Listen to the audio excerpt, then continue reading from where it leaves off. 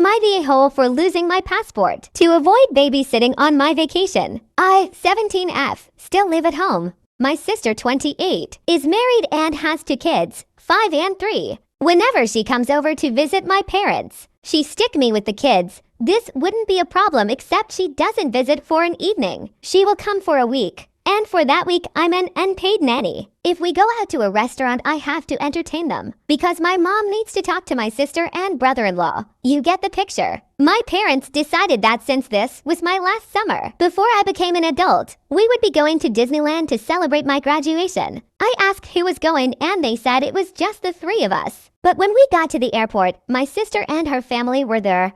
Strangely enough, they were also going to Disneyland. I went into my backpack and grabbed my passport. I put it in my sock. When we got to the international security, I couldn't find it. We looked everywhere. I had to Uber home and I missed my flight. Oh well. I get to stay home by myself for a week of peace and quiet. My parents were very mad at me for losing my passport. The money they spent on my flight and entrance was wasted. Darn. My mom and sister have both been posting about how hard it is to be at Disneyland with 2 little ones. They both posted that I ruined the vacation by being so thoughtless. My dad says he knows why I did and he understands. But he says I should have let him know so he didn't waste money. He said he would have gone along with my ruse. I feel bad about wasting money, but I have been to Disneyland before, and I will go again later by myself or with friends. Am I the a-hole for dipping last minute? Here are the top comments. Not the a-hole, but if they posted on social media, say, wait, I ruined the vacation because I was supposed to help with the kids or take care of them myself, so this wasn't about me?